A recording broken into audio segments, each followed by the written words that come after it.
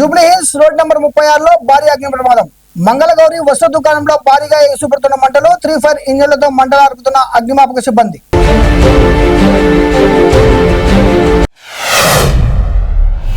నెల్లూరుకు చేరుకున్న YS Jagan.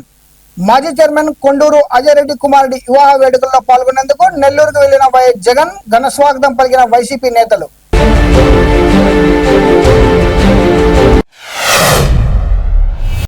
ED విచారణకు హాజరైన Anil Ambani. Money laundering case విచారణలో భాగంగా ఈడీ ముందు హాజరైన Reliance group chairman Anil Ambani.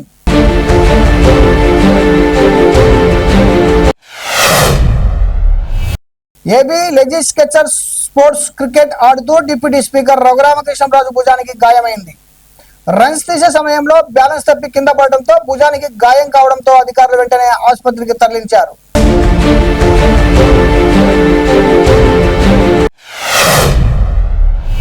వరంగల్లో ఉద్రిక్త పరిస్థితులు నెలకొన్నాయి. వరంగల్ కోర్టుకు బాంబు బెదిరింపు కాల్ రావడంతో అధికారులు అప్రమత్తమయ్యారు. సమాచారం అందుకున్న వెంటనే పోలీసులు కోర్టు ప్రాంగణాన్ని ఖాళీ చేయించి భద్రతా చర్యలు చేపట్టారు. బాంబు స్క్వాడ్, డాగ్ స్క్వాడ్ బృందాలు రంగంలోకి దిగి ప్రతి మూలను క్షుణ్ణంగా తనిఖీలు నిర్వహిస్తున్నాయి.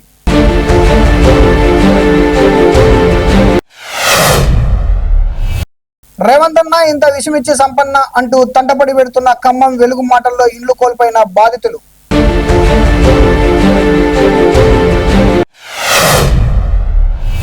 $200 కోట్ల విలువైన గంజాయి పట్టివేత, 200 కోట్ల విలువైన లిక్విడ్ గంజాయి పట్టుకున్న పోలీసులు. ఏపీ సరిహద్దులోని ఒరిస్సా కోరాపుట్ జిల్లా నందపూర్ పోలీస్ స్టేషన్ పరిధిలో వేర్వేరు ప్రాంతాల్లో 2 చోట్ల పోలీసుల దాడులు, 4గురిని అదుపులోకి తీసుకున్న పోలీసులు.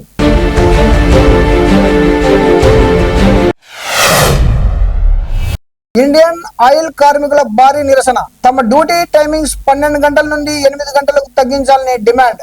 అలాగే 1 నుంచి 5వ తేదీలోపు వేతనాలు చేయాలని కోరుతూ కార్మికుల ఆందోళన. హర్యానా పానిపట్లోని ఇండియన్ ఆయిల్ సంస్థలో ఘటన.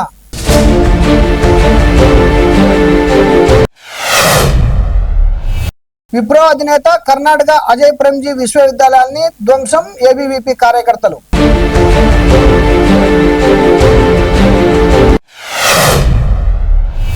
ఖమ్మం అర్బన్ వెలుగుమాటల్లో భూముల్లో ఇండ్లు కోల్పోయిన బాధితులను కేటీఆర్ పరామర్శించారు. బాధితుల్లో మాట్లాడి వారి సమస్యలు తెలుసుకున్నారు. ప్రభుత్వం వెంటనే స్పందించి న్యాయం చేయాలని ఆయన డిమాండ్ చేశారు.